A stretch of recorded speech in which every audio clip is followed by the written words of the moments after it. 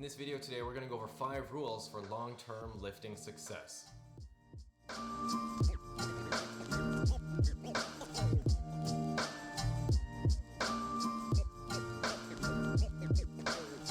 Hey guys, John here from JK Conditioning. I want to share with you 5 rules or 5 ways that I like to approach my training, and then how I also like to sort of teach my clients to think about their training so that they can make long-term progress and ensure long-term lifting success. Now, the first rule or the first habit that I like to instill on all my clients, and obviously when I train myself, is do no harm. And this was a famous quote by another strength coach in the industry named Dan John.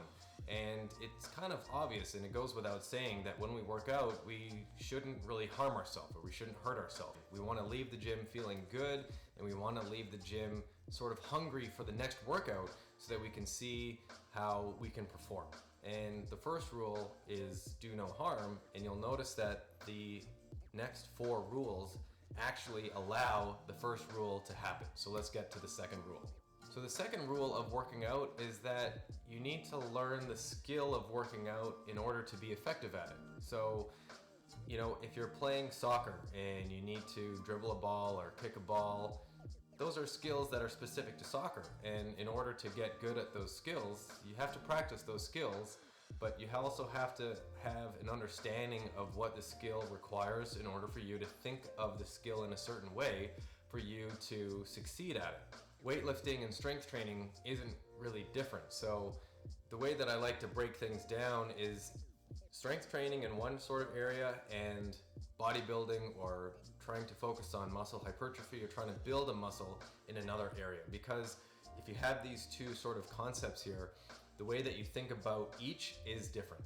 So when focusing on strength training, you want to focus on coordinating muscles and learning the skill of the lift. So strength training is usually broken down into a squat, a bench press, a deadlift. You can also expand that into other multi-joint exercises like chin-ups and rows and lunges and split squats. But if you notice, all of these exercises require more than one joint to work at a time, which means that you're also going to include more than one muscle to work at a time. So we call this muscle coordination, and when you coordinate muscles, that sort of inherently means that you're learning the skill of the exercise, because you're learning how to coordinate muscles to perform a certain skill. So for example, when doing a bench press, you have to coordinate, if you want to lift the most weight possible, you have to coordinate leg drive into the press, and you have to set your shoulders in a certain way, and you have to lift your chest up a certain height, and you have to lower the bar with a certain grip, and you're actually coordinating more than just the chest muscles to do the lift.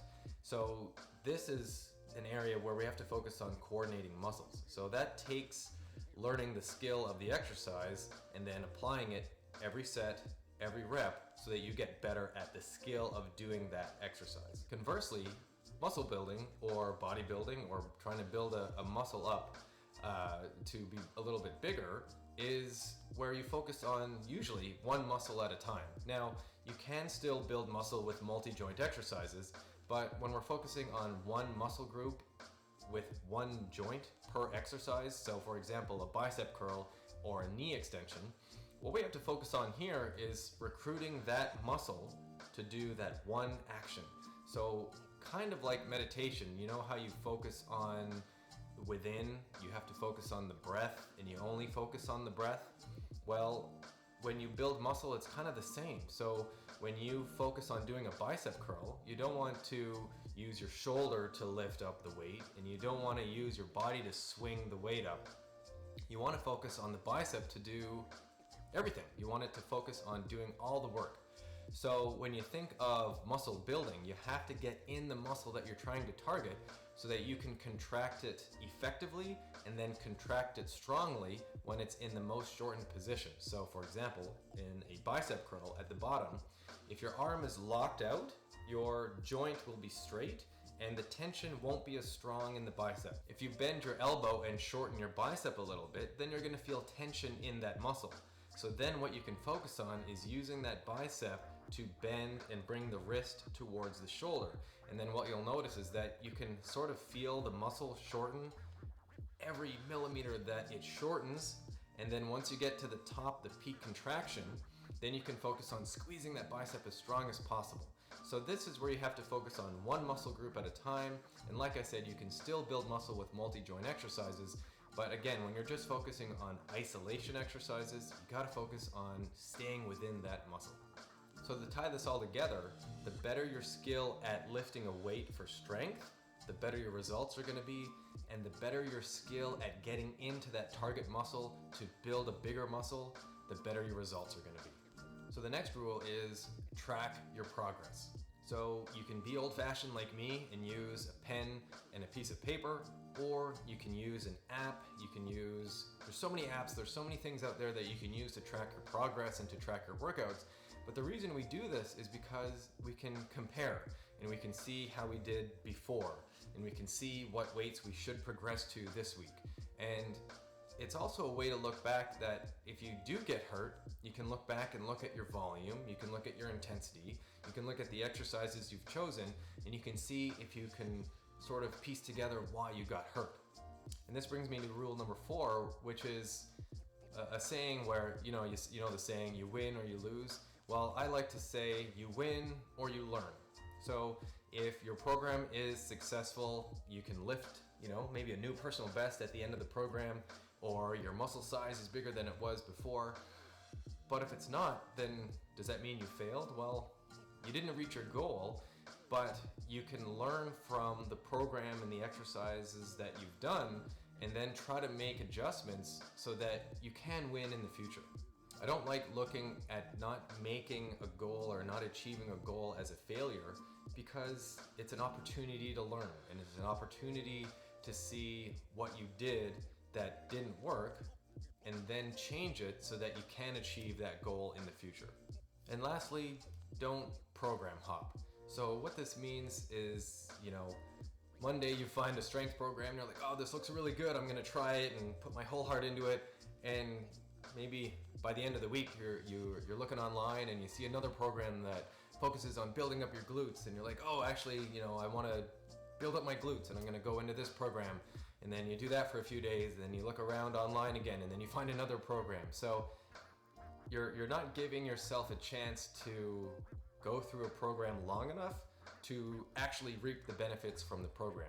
So you're going to be discouraged because you're not going to make the results that you want to make, and you might stop training, or you might just, go and do cardio for an hour. So by not program hopping, you can actually focus on a program for a certain amount of time to give it time, to give your body time to adapt to the program.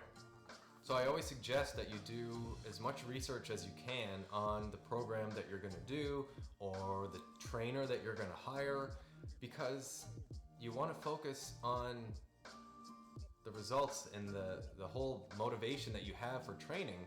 And if it's constantly changing, then you're not really doing the work that you need to do prior to choosing the program or prior to choosing your goals. So if you put more time into choosing a program or choosing a coach or choosing a trainer, then I believe that you'll stay with the program long enough to actually see results. And that's what training's all about, because it's you going through the motions of going through the program. And usually I recommend 4 to 6 weeks to 8 weeks to actually do the same sort of style of training for that duration to actually notice the results. So all of these rules, especially the last 4, they ensure rule number 1. So rule number 1 is do no harm, and the rest of the rules will ensure that you don't do anything that might cause you to derail and lift something that's too heavy, or do an exercise that you've never done before with a crazy amount of weight, or train 6 days in a row. Those are all things that aren't really the smartest, because they're going to cause you to get hurt, or they might cause you to get hurt. And the way that I approach training and training my clients is that we have to, again, put a lot of work into figuring out the goals and what the client or what I'm going to be interested in doing for the next several weeks, and then commit to that goal and then see how far I can go. So that's the video. I wanted to go over 5 things that I want you to do or you to think about so that you can have long-term lifting success. If this is your first time here, we make videos to improve your workouts, and I hope today's video will improve your workouts going forward. If you enjoyed the video today, please give it a thumbs up. So if you have any other rules that you like to train or live by, please put them in the comment section below. Thanks for watching, guys, and we'll see you in the next video.